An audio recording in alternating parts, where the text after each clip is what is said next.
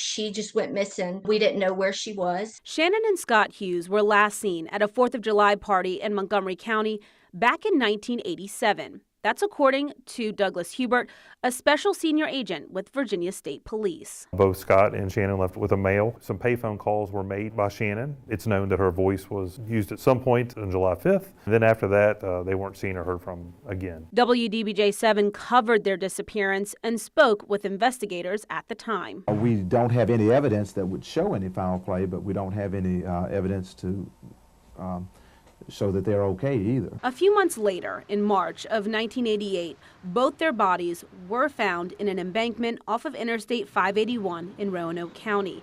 They had been found with gunshot wounds. This is video of police searching the area for clues. Now, years later, the memory of Shannon and Scott and what happened to them still haunts Shannon's sister Angela. Police came to our door at nighttime, and my mom came in.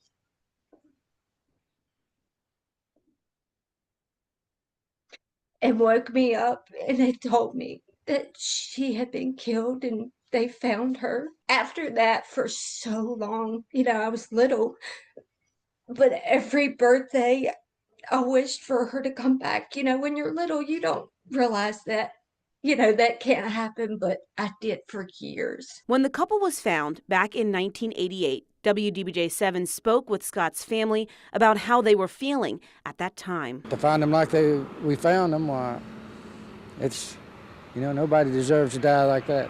Nobody. It's a relief knowing where they are now, but it won't be over until we do know who's done this horrible thing. Shannon's family never gave up in trying to find the truth about who killed their daughter and her husband.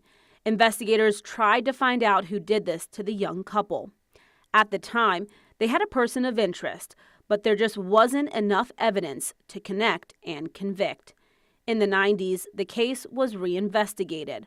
Law enforcement came to the same conclusion. We have the right person. We know this is the person that we feel very confident that is the person who caused the death of Scott and Shannon, but we still just have too many what-ifs in there, and the family and the Cumberland attorney all made a decision that, okay, well, let's just not table it, but let's just set it to the side and see what happens with some other things. Eventually, there just wasn't any movement in the case.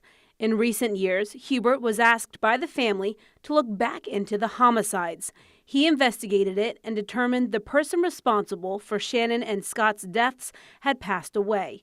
Because there was no one who could be convicted for their deaths, Hubert met with the family to answer any questions they had and return some of Shannon's belongings. I used to sit there and think to myself, I could not wait until the day to go to court and face them.